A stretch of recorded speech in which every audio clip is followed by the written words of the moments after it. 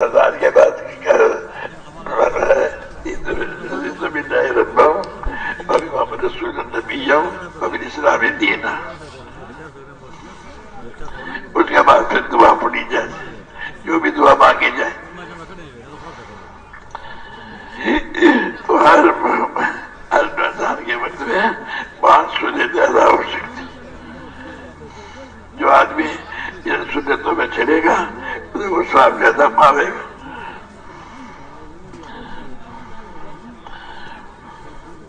تو میں نے عرض کیا اذان کو سنا جائے، حرف کے بدلے میں 20 لاکھ درجے بھی رہیں گے مردوں اور لوگوں کے لیے 10 لاکھ درجے.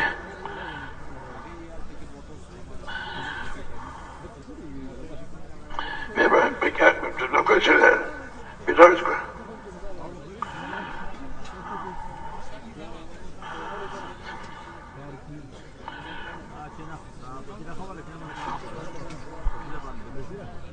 اتنا ہم حرج کرتے ہیں اپنا، اللہ معاف کرے.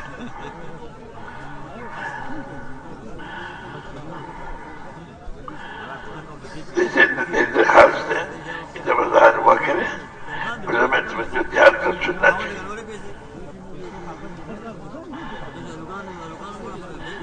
اور والے نیاز صاحب نے ہم چلے دیکھے اذان سنتی وہ آیات اور حدیث جو علماء ہیں اس کا استحضار کریں. یہ کہ جیسے نماز فرض ہوئی ہے مجھے سے یاد ہے یہ اذان سنتے ہی آیات اور حدیث کا استحضار ہو جس کے سے نماز فرض ہوئی ہے.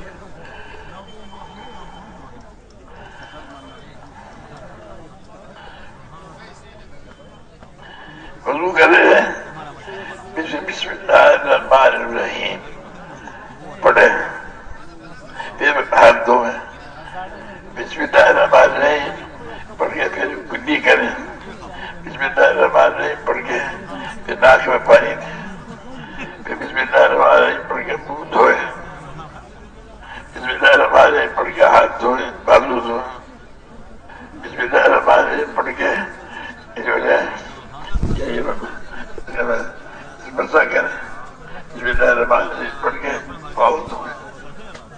ہمارا امام بحث کرنے لگا کہ یہ پوچھا سے مفتبی ہے اجری تو مفتی قرائت اللہ صاحب نے عالم اسلام میں لکھا ہوا ہر سے پہلے بسم اللہ الرحمن الرحیم پڑھنا مستحب ہے.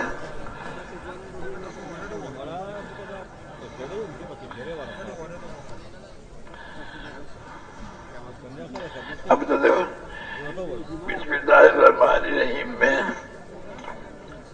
19 حرف ہیں. دوزخ کے اوپر 19 فرشتے مقرر ہیں. جب آدمی کہتا ہے بسم اللہ الرحمن الرحیم تو دوزخ کے عذاب سے بچ گئے. بسم اللہ الرحمن الرحیم پڑھتے ہی جہنم کے عذاب سے بچ گئے. کتنی بڑی بات ہے. اور حرف کے بدلے میں 4000 گناہ معاف، 4000 درجے بلند، 4000 نیکی ملی. کہا کہ جب 19 حرف ہے تو 76000 گناہ معاف ہو گئے، 70000 درجے بلند ہو گئے، 70000 نیکی مل گئی. ہر دفعہ بسم اللہ الرحمن الرحیم پڑھنے پر. پھر آپ لوگ نکلے ہوئے اللہ کے راستے میں. جب اللہ کے راستے میں نکلے ہوئے ہیں تو میرے دوستوں ہمارے نیکی ملے گا. ہر نیکی کے جو ہے 49 کروڑ گناہ ہو جائیں گے. سمجھا؟ تو 70,000 ضربے 49 کروڑ. تو ہم نے اندازہ لگایا اس کا. ایک مقیم نے بتایا کہ 372 کھرب 40 ارب گناہ معاف ہو گئے.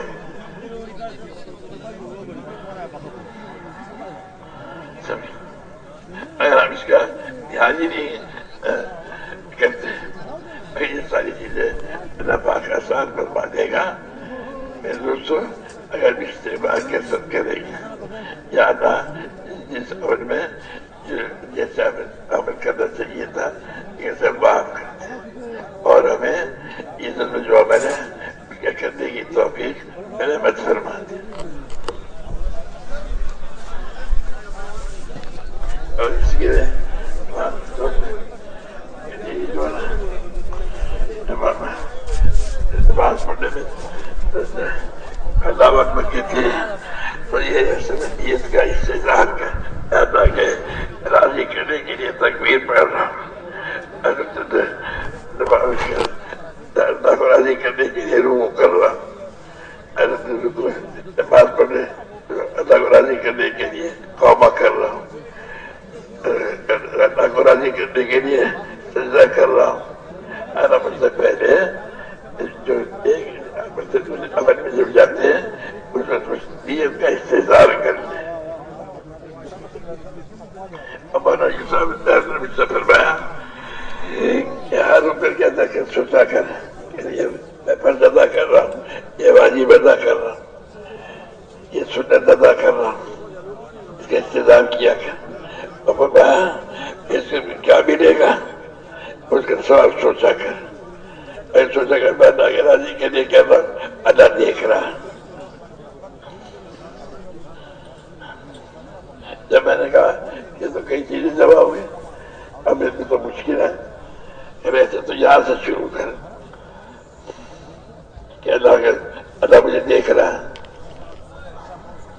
اللہ کے سامنے میں کھڑا ہوں.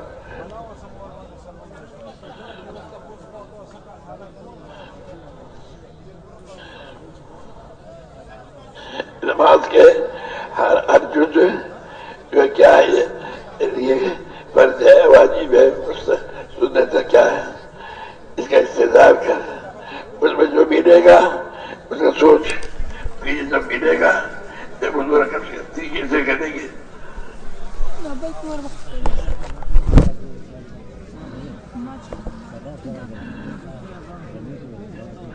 اب سارے کے سارے وقت کے وقت میں نماز ٹھیک ہوتے ہیں, سب چیزوں کے بغیر استظہار کیے بغیر جو نماز پڑھیں گے اب ہاتھ پہلے گھنٹہ پاک سے جو چاہے آپ پھریں گے یہ دروازے سے جاؤ جیسے داخل ہو جائے.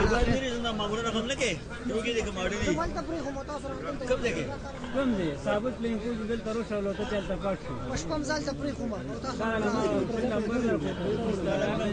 نمبر دی ور سره نه دي ستاره نه وری مرګي دی را لټول کیوں یہ مسجد میں داخل ہوئے, مسجد میں داخل ہوتے ہی آدمی اللہ کا ہم جدید ہو گیا. اور جننے آدمی دوستوں ہم جدید ہو گیا اور اللہ کی طرف سے مہمانی شروع ہو جاتی ہے. یہ زمین پر جب جاؤ گے اللہ کے مہمان, اللہ کی طرف سے مہمانی ہوگی ہر دفعہ. میں تو بات سمجھا کہ اللہ ہم تیرے مہمان ہیں اور میرے اللہ امام مالک رحمۃ اللہ علیہ کے شاگرد میرے امام شافعی میری بات میرے مہمان ہیں. تو کھانے سے پہلے امام مالک ایک پرچہ دیتے نوکر کو یہ کھانے پکانے. ایک دن امام شافعی نے پرچہ دیتے ایک کھانا اور بڑھا دیا. جب کھانے کا وقت آیا کھانا زیادہ تھا, امام علی نے کہا یہ بھی ایک کھانا زیادہ کہ جی آپ کے مہمان نے لکھا تھا کہ اچھا میرے ماما نے اس کے پاس سے تو آزاد ہے. میں نے کہا اللہ امام علی نے خوشی میں اب آزاد اب تیرے مہمان ہیں ساری کی ساری دنیا میں اسلام کو پھیلا.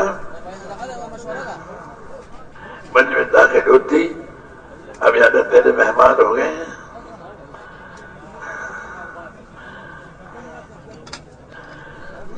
اور بسم اللہ والصلاۃ والسلام علی رسول اللہ.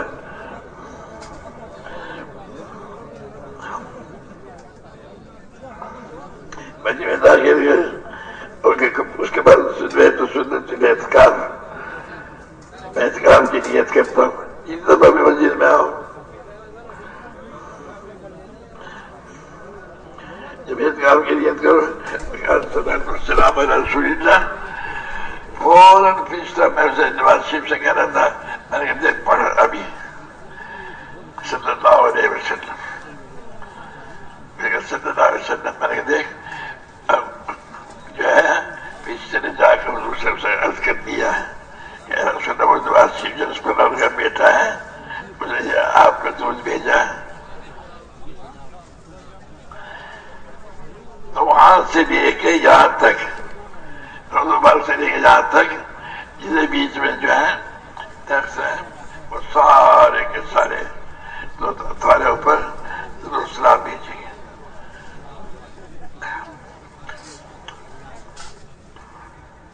ایک دفعہ دودھ پڑھو تو پھر دوسرا دفعہ پڑھو تو اردو کے صدر کے ساتھ تعلق بڑھتا جائے گا، دل ہمارا اللہ کی طرف کھینچتا چلا جائے گا.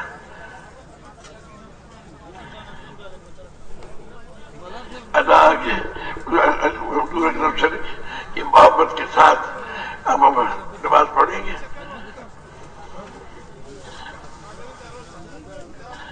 مسجد میں داخل ہوتے ہی اللہ کی طرف مہمانی شروع ہو گئی. اب تیرے مہمان ہو گئے تو ساری دنیا میں اسلام پھیلا. اور تیرے خزانہ میں کیا کمی ہے؟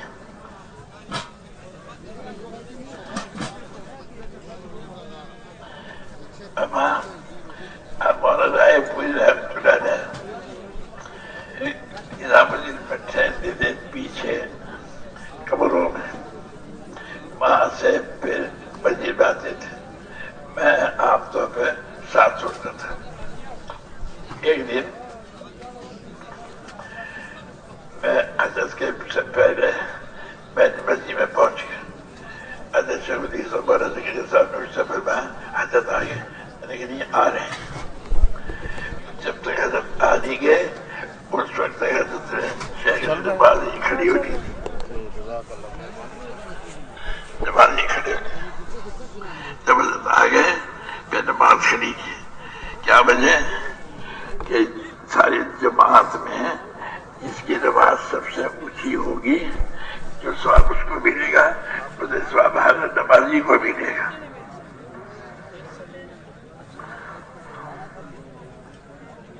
اب اللہ ہی جانے بھائی کہ کس کی نماز اونچی ہے، پر جماعت کی برکت سے جو سب سے زیادہ نماز ہوگی ثواب اس کو ملے گا، وہ ثواب ہر نمازی کو ملے گا. ہمارے تو نماز کریں ہم دیکھتے گھڑی وضع دیکھتے تھے وہ آدمی آ گیا کہ نہیں آ گیا کہ جس کی زبان سب سے اونچی ہے.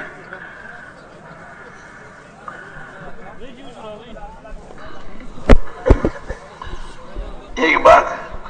دوسری بات یہ ہے حضرت کا بھی خیال کرتے تھے کہ بھائی اخلاص کا تو اللہ ہی جانے. وہ بھی طور پر عام جماعت میں شرکت کرتے تھے.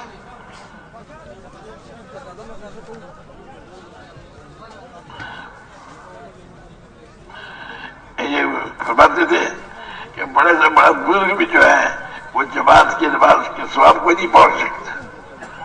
بڑے سے بڑا ولی بھی نہیں پہنچ سکتا.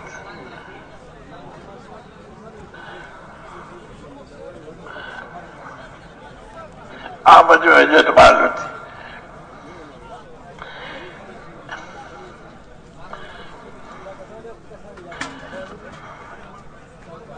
ہمیں مہربانی کر کے اللہ مجھے بھی توفیق دے بھائی. اس کا میں اپنے نماز سے پہلے مسجد میں ہمیں بیٹھے سوچیں کہ نماز میں کیا کیا ہوتا ہے، کیا کیا پڑھا جاتا ہے، کیا کیا اعمال ہے اور اعمال میں کیا ملے گا.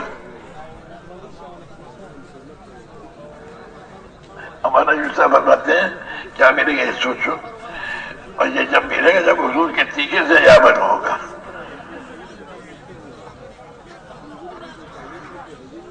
جب وہ سوچو گے حضور کے طریقے سے، اب اسے سوچو جب یہ بول کرے پھر تھوڑا سا ذکر کر لو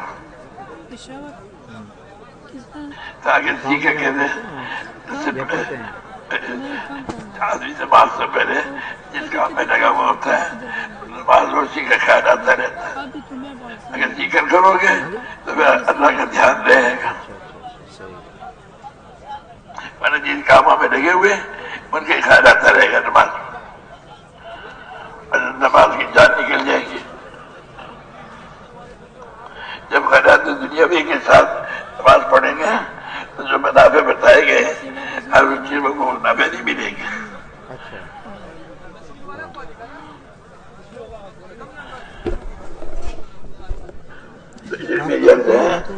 آپ اس کا بھائی ہر جگہ خیال کریں. اچھا اچھا کون سا کام کیا کرتے ہیں آپ؟ اچھا اچھا اچھا اچھا ماشاء اللہ. نماز سے پہلے آ کے بیٹھے کام ہے یار. صحیح بات. اور تو دیکھو نا وضو کرتے ہیں، وضو کرتے ہوئے ہر چیز سے پہلے بسم اللہ الرحمن الرحیم پڑھیں. پاکستان میں ٹھیک نہیں ہوگا. جہنم کے عذاب سے بچ گئے. یعنی اس کا احساس ہونا ضروری ہے. اور پھر ہم تو اللہ کے راستے میں نکلے ہوئے ہیں عمل کا جو ہے 10 کروڑ ثواب ملے گا.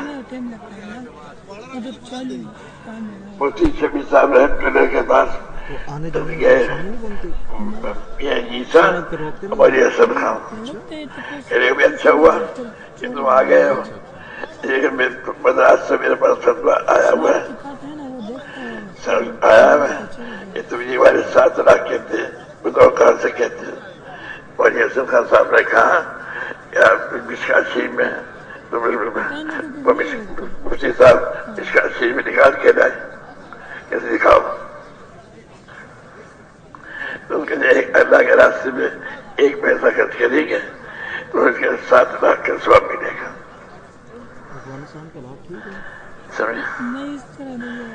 اور نماز کا، روزے کا، تبلیغ کا اور ذکر کا ثواب جو ہے 7 لاکھ کے 700 گنا ملے گا. تو یہ 50 کروڑ ہو گیا. اب مفتی صاحب ماتھے پر سر رات رکھ کے بیٹھے، بھائی یہ تو خزا کا ہے. تو بھائی سکھا صاحب نے کہا تھا آپ نے میں پڑھایا ہوا ہے، یہ پڑھایا ہوا ہے کہ اصل ذات ہی اصل غیری سے اونچا ہوتا ہے. تو قتل تو اصل ذات ہی نہیں ہے. تو جب اصل غیری کا یہ ہے تو ذاتی کتنا ہوگا. نماز کا پڑھنا تو اصل ذاتی ہے. میں مفتی صاحب کھڑے ہوئے اور مفتی اصل خان کو گلے لگا خیر یہ تو نے میرا بہت سے شکار حل کر دیا اور غیر کچھ نہیں کہا. تو میری درخواست ہے ایک تو اذان اطمینان سے سنی تھی، اس کا جو ثواب سنتے میرے پاس سنے تھے اس میں نماز اذان کی وہ ہمیں پوری کر ورنہ میں سے پوچھ رہا ہوں بات سنتے کون سی ہے.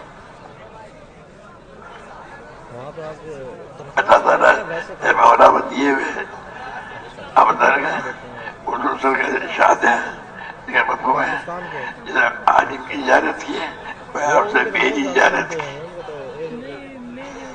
جس عالم کے ساتھ مسافہ کیا ایسے میرے ساتھ مسافہ کیا. جس عالم کی اپنی شیری کی ایسے جیسے میرے ساتھ اپنی شیری کی اور قیامت والے دن اپنے ساتھ بٹھاؤں گا. اللہ آسانی فرما کے رکھے. جب عالم کے ساتھ سلام کیا تو 7 سال کی عبادت سے بہتر ہے.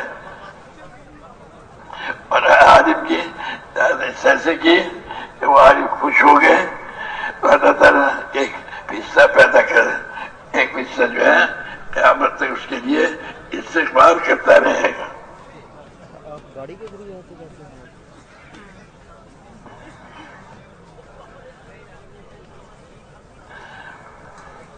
اب اللہ کا فضل ہے تمہارے یہاں اتنے علماء ہمیں اس کا دھیان نہیں جاتا. میرا چاند رات کو کتاب پڑھتا ہے ایسا اس کو دیکھتے ہی ایسے دیکھا اس کے سواب بھی دے گا 1000 سال کے. السلام علیکم کہیں گے، عالم کی زیارت کریں گے.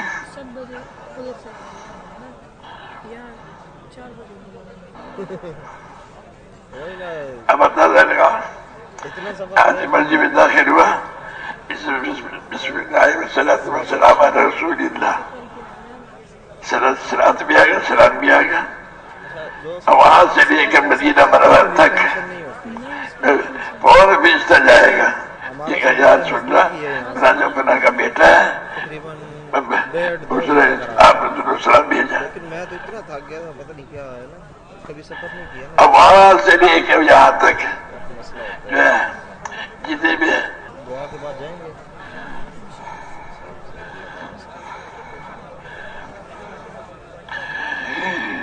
حضرت نبی صلی اللہ علیہ وسلم نے فرمایا جو شخص بھی مجھ پر درود بھیجے گا وہ درود جھٹ پٹ اس کے منہ سے نکل جاتا ہے، پھر نہیں باقی رہتا کوئی میدان، نہ کوئی دریا، نہ کوئی جانب مشرق کی اور مغرب کی، مگر یہ درود اس کے پاس سے گزرتا ہوا کہتا ہے کہ میں فلاں شخص کا درود ہوں جو فلاں کا بیٹا ہے.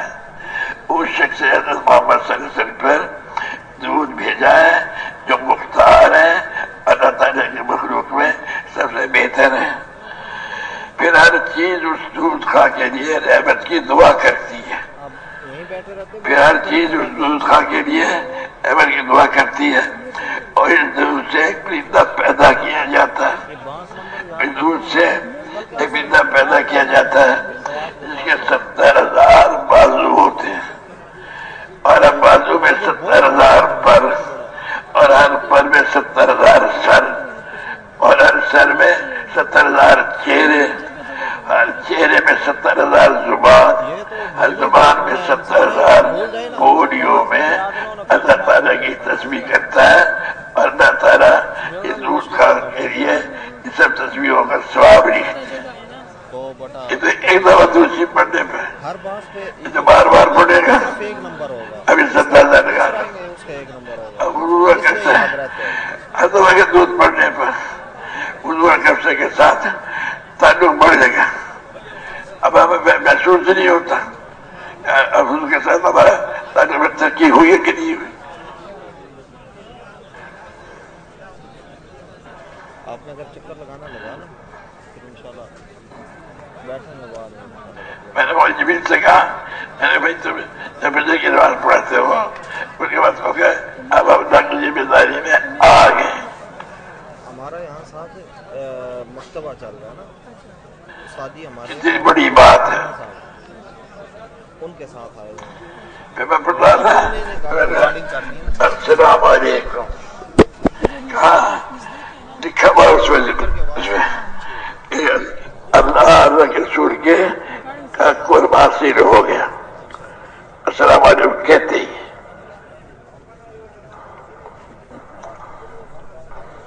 السلام علیکم تصریح کی تو مل گئی، رحمت اللہ بھی کہہ دیا تو سے مل گئی، برکات بھی کہہ دیا تو تیسری کی مل گئی.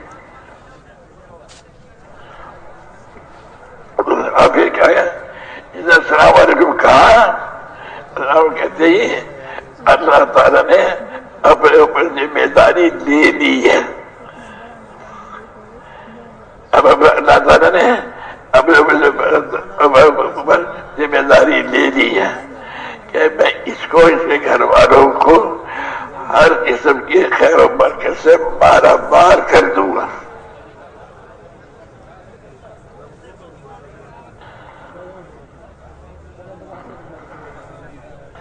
اب بتاؤ میں اور یہ تو السلام کا پھر مسافہ کیا، ہاتھ چھوڑنے سے پہلے میرے دونوں کو جدا ہونے سے پہلے اللہ نے دونوں کے خلاف معاف کر دیے.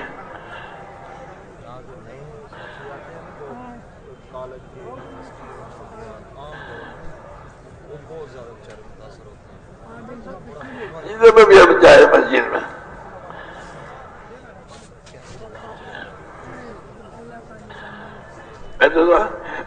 آپ تو میرے پاس 7 لوگ میں نے کہا مسجد جاؤ مسجد. جب مسجد میں جاتے ہی وہ دادا کے سن کے مہمان ہو گئے اور اللہ کے ہم جنیز ہو گئے.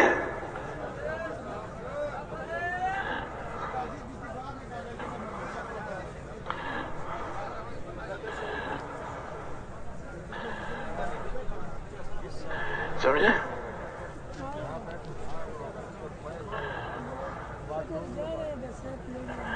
تو بھائی یہ تو میں اس کے بیان کے آگے چلو. تو 3 نمبر میں نے پہلے کہہ دیا. سمجھے؟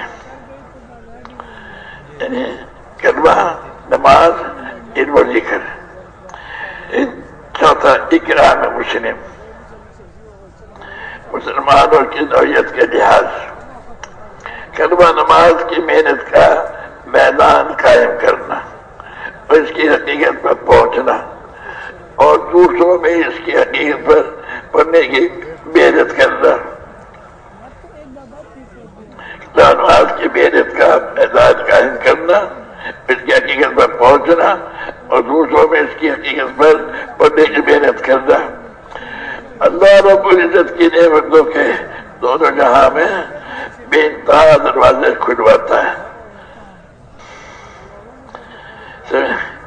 لیکن یہ دروازے جب ہی کھولتے ہیں اور محنتوں کے اذیات کی صورتیں جب بھی پیدا ہوتی ہے جب انسانوں سے، مسلمانوں سے فائدہ لینے کی بجائے ان کو فائدہ پہنچانے پر اپنے آپ کو ڈال دیں.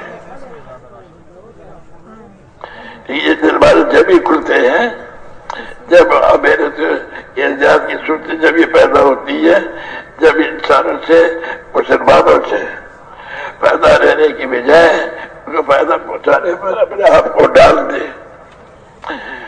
کلمہ نماز کی محنت کے ذریعے اللہ کی قدرت سے دینے والا بنے. کلمہ نماز کی محنت کے ذریعے اللہ تعالیٰ کی قدرت سے دینے والا بنے.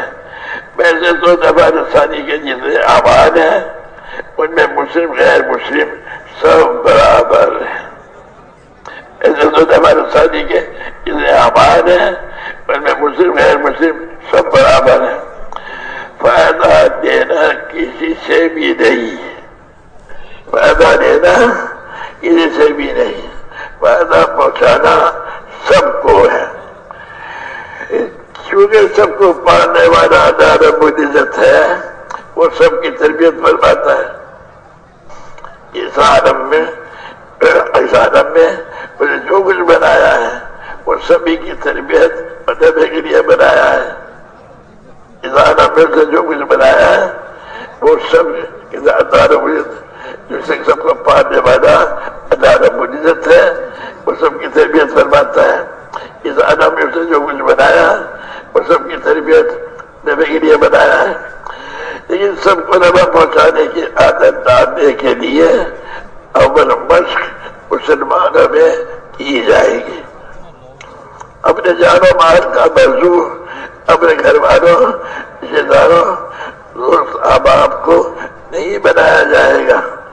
جان و مال کے بارے میں جس مواقع پر مسلمان انسانوں کو نفع پہنچانے کے اعمال اللہ رب العزت نے محمد صلی اللہ علیہ وسلم عطا فرمائے ہیں ان کے فائدوں میں سب کیے جائیں گے.